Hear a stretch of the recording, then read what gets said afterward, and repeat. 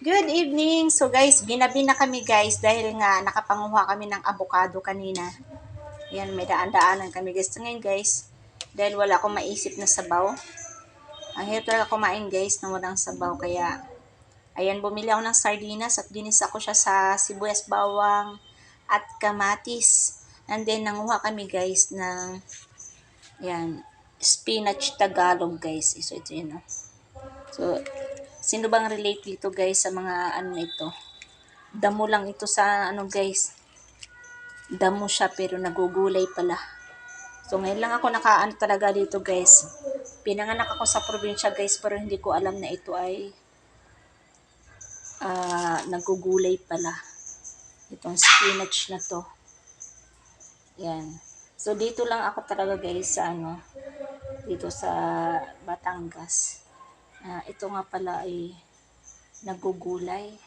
At masarap siya guys, lalo na sa ginisang munggo. Kaya ngayon, ayan, marami-rami din kaming nakuha kanina. Ayan, bukas babalikan namin kasi ang dami talagang ano. Malusog yung dahon niya guys kasi nga umuulan. Kaya mataba. So bukas babalikan namin kasi medyo madilim na kanina. So ito guys, ihahalo ko lang dito guys. Sa aking ginisang ano, sardinas.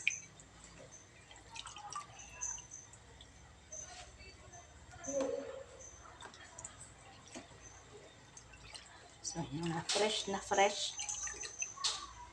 Galing sa puno. Medyo madilim na lang talaga kanina. Nangunguha kami. Kaya, tumigil na sa kami sa pangunguha, guys. Ganun lang siya kasimple, guys. Tagdagan ko natin. Asin.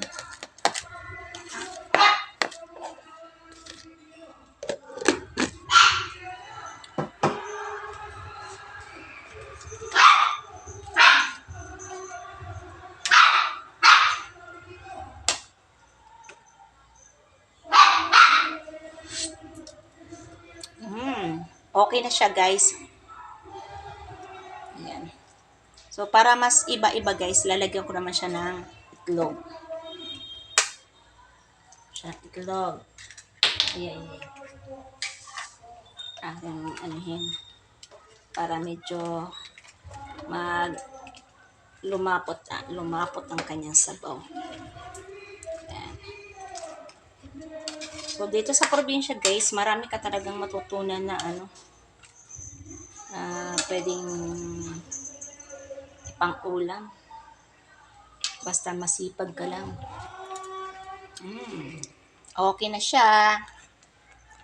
Ayan guys, ang ating spinach. Ayan. So yan, okay na to. Thank you for watching and have a good day. Bye-bye.